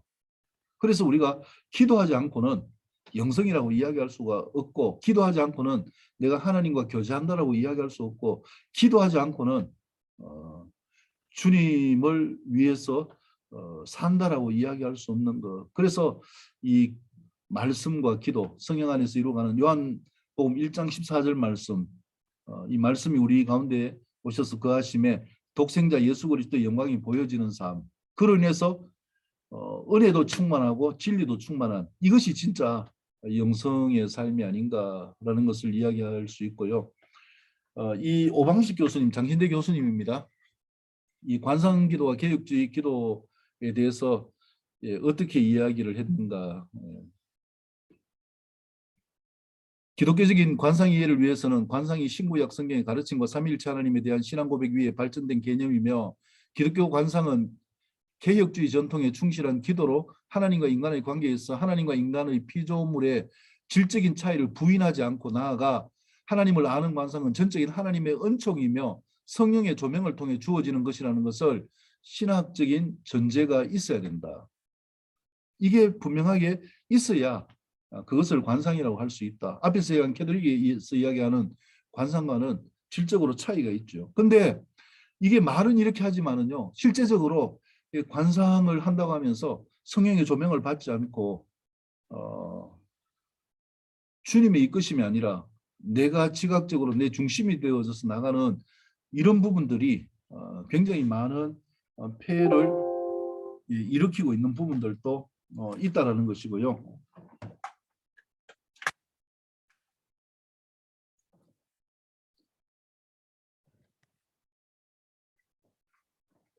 예, 배터리 연결을 좀 했습니다. 이런 부분 때문에 굉장히 신앙이 건조해지고, 뭐 특히 이제 저희 교단 뭐 신학교 같은 경우는 이 지적인 부분에 있어 가지고는 굉장히 활성화되어지고 하는데, 뭐 옛날에 저희 때는 그 한경지 기념관 위에 올라가면은 그 종탑이 있거든요. 그 종탑 위에 올라가 가지고 밤에 이제 거기서 기도하기도 하고, 뒤에 가면 아차산에 가가지고 이 산기도 하고 막 그 저녁에 올라갔다 새벽에 내려오기도 하고 뭐 그렇게 했는데, 뭐 요즘은 그렇지 않은 것 같아요. 지각은 굉장히 발달되어지고 하는데 어떤 기도의 소리는 많이 줄어들었지 않는가.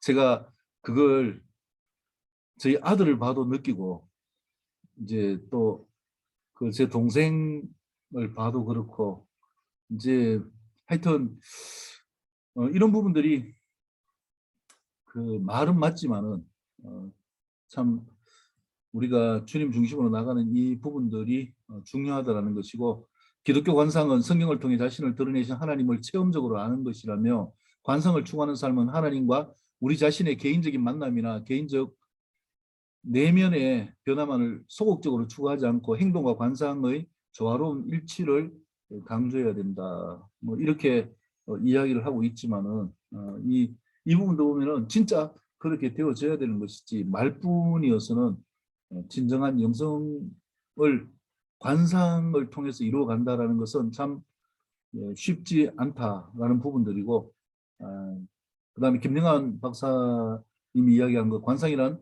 상상력을 동용하는 것이 아니라 말씀을 묵상하는 가운데 자연스럽게 성령이 주시는 생각을 보는 것이다.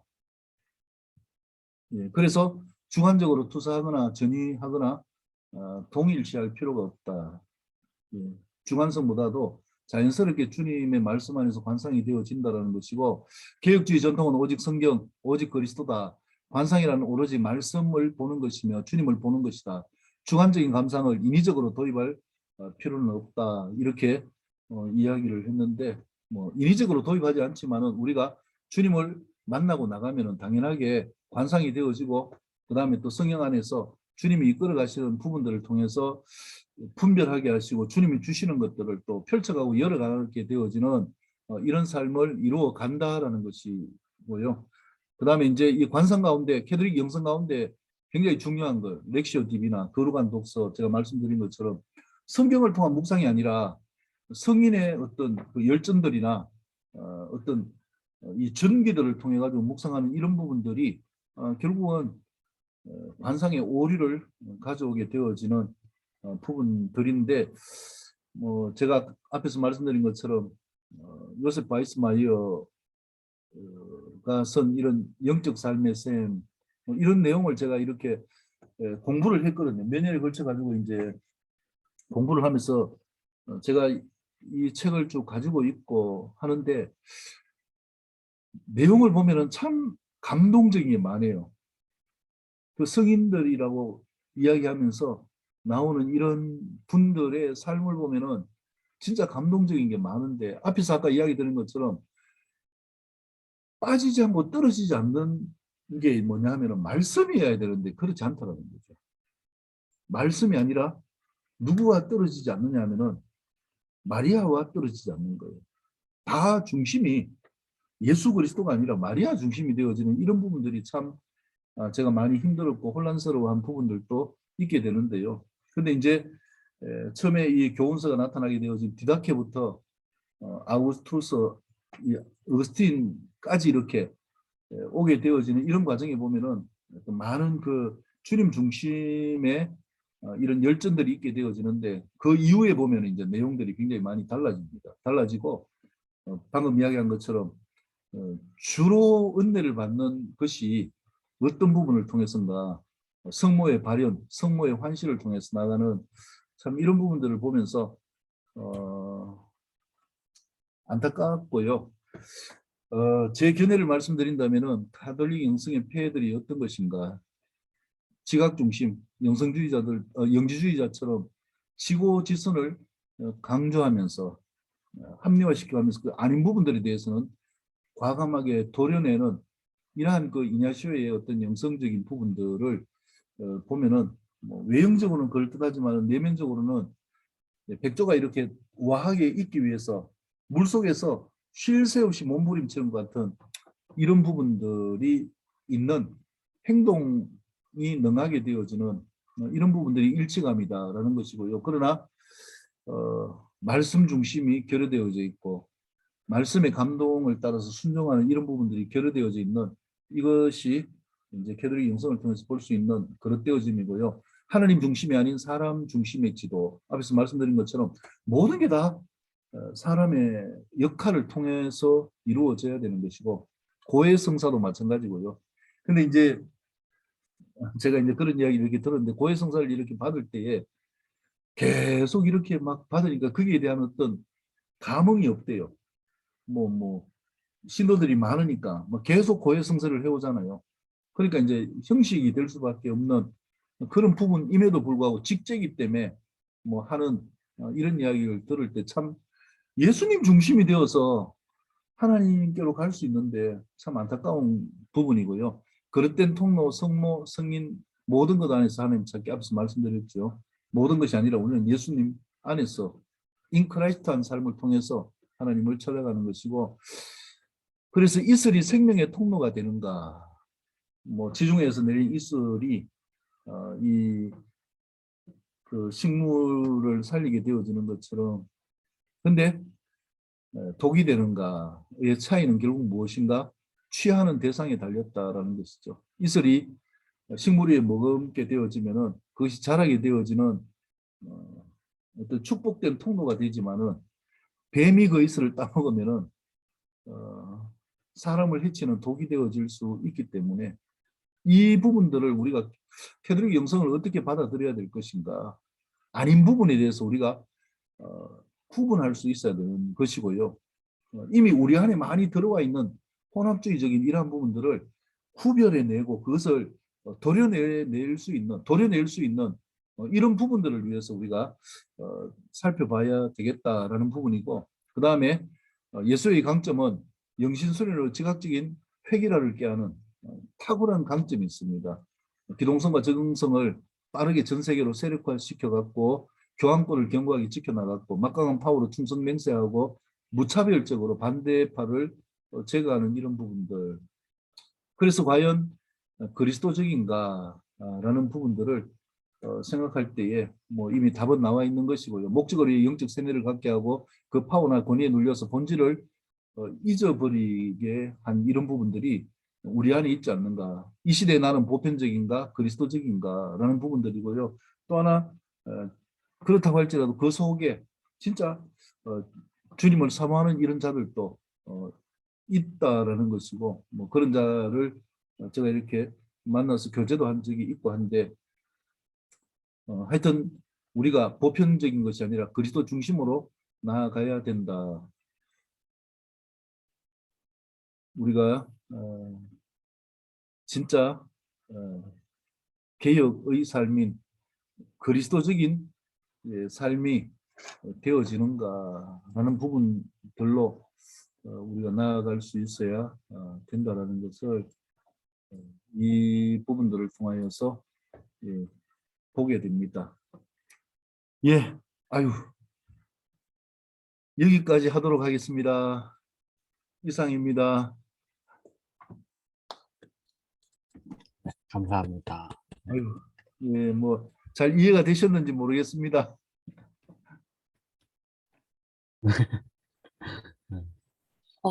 저희가 이번 주까지 그 유럽 가기 전에 같이 주제 학습을 하는데 특별히 이번 주에 다뤘던 주제들이 기독교와 로마 제국 그리고 뭐 로마 카톨릭과 수도원 운동 그리고 종교계 해역, 르네상스 이런 딱 그 시대의 주제를 배웠는데 그때 계속 가톨릭에 대해서 그때 시대에 부패했구나 정도는 이해했는데 이렇게 뭐가 구체적으로 문제였고 이게 성경적으로 왜 틀린 건지에 대해서 오늘 이해할 수 있어서 너무 좋았습니다. 너무 잘 설명해 주셔서 감사합니다. 감사합니다. 분량이 많아가지고 제가 말을 빨리 하려고 원래 말이 좀 느린데 하여튼 2시간 동안 달려왔는데 참고 잘 들어주셔서 감사합니다. 하여튼 도움이 되시기를 축복합니다. 하나님 성령을 올렸습니다. 네, 강의 너무 감사합니다. 기도로 마무리해 주시면 감사하겠습니다. 네, 주님 감사합니다. 정말 우리가 예수님을 중심으로 나아가는 이 삶, 사단이 종교를 통하여서 또 영성을 통하여서 모호하게 만들어서 구분하지 못하게 만들고 이단이 판치게 만들고 비슷한 이런 종교적인 영향을 통하여서 그리스도 중심으로 나아가는 이 삶을 방해하게 되어지는 것. 주님, 우리가 이러한 시대 가운데 더욱더 주님 중심이 되기를 원합니다. 말씀 중심이 되기를 원합니다. 성령 안에서 살아가는 삶이 되기를 원합니다. 이 삶을 위하여서 주님 여러 가지 보고 듣고 마음에 깨달아지는 것들을 통하여서 우리 안에 예수님이 자리할 수 있는 기회가 될 수 있도록 주님 인도하여 주십시오. 주님 특별히 귀한 간사님들을 사랑하시고 인도하여 주셔서 많은 훈련을 받게 하시고 또 7월 달부터 해서 유럽을 순회하면서 정말 이 보여지는 그릇됨이 어떤 것인가 또 개혁되어야 될 것이 어떤 것인가라는 것들을 보는 시즌을 갖게 되어집니다. 주님 함께하여 주셔서 그 가운데서 하나님이 원하시는 영역들이 무엇인지를 또렷하게 구분할 수 있는 귀한 은혜의 시간을 허락하여 주시며 또 이 공부를 통하여서 하나님 우리 안에서 개혁이 일어나게 하여 주십시오. 그래서 정말 하나님이 원하시는 삶의 모습으로 회복되어질 수 있도록 인도하시고 그 삶으로 세워질 수 있도록 인도하여 주셔서 하나님이 펼쳐가시는 정말 하나님이 사용하시는 복음의 증인들로 우뚝 세워질 수 있도록 주님 간사님들과 또 성교사님을 축복하시고 함께하여 주십시오. 늘 주님의 은혜로 충만하게 부어주셔서 또 준비하는 모든 것 가운데 또 필요한 재정이나 또 나아가야 될 모든 것들 특별히 건강 가운데 함께하여 주셔서 하나님 다음 여정이 순탄하게 이루어질 수 있도록 축복하여 주십시오. 모든 것 감사드리오며 예수님의 이름으로 축복하며 기도드립니다. 아멘. 감사합니다. 수고하셨습니다. 감사합니다. 감사합니다. 책 화이팅 하세요. 네, 강저자 예. 강저자 화이팅입니다. 3개월 후에 어, 나오면은 제가 보여드리겠습니다. 네. 예, 지금 수고하셨습니다. 수고하셨습니다. 수고하셨습니다.